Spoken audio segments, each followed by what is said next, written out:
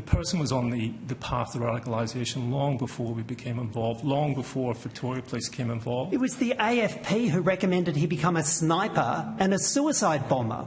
Senator. It was the AFP who put that in his mind. A 13-year-old boy with autism with an IQ of 71. Is anyone held to account for this? This obscene abuse of power and authority. So, Senator, that was not our intent and not our purpose. It's what you did. Undercover police targeted a 13-year-old autistic boy who was fixated on Islamic State after his parents had actually contacted police asking for help with his fixation. And last week I received the news that that particular decision, that court decision about the case, had been published online.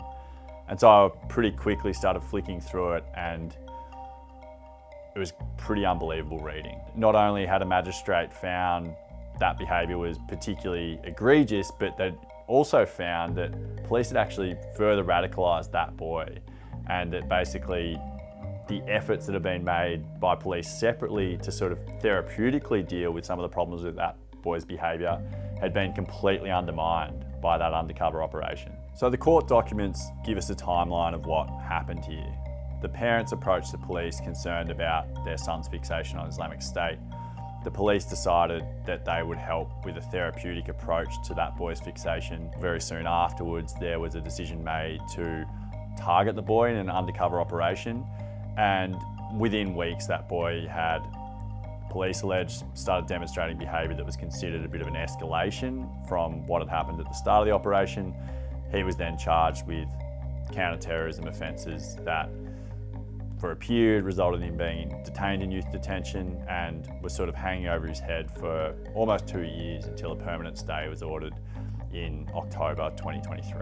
The magistrate found in that court decision that the undercover operation did effectively almost groom this boy to further radicalise. There was a suggestion of things like, becoming a sniper or a suicide bomber. The contact between these undercover operatives and the boy was quite intense. It happened most days. I think there's a quote in there that it happened, more than 50 out of 70 days he was talking to this person, and talking multiple times a day, to the point that in the court file there were 1,400 pages of online chats between this boy and the various persona that had been created by undercover police. The boy was charged with counter-terrorism offences shortly after he turned 14, and the magistrate actually found this was a very deliberate decision on behalf of police, because if he had been charged when he was 13, there would have been a higher bar for them to prove that he was criminally liable for his behaviour. One of the key things the magistrate rejected about the police's argument in this case was that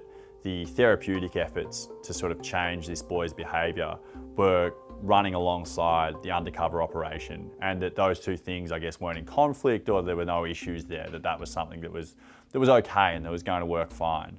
She completely rejected this concept and basically found that it was a nonsense.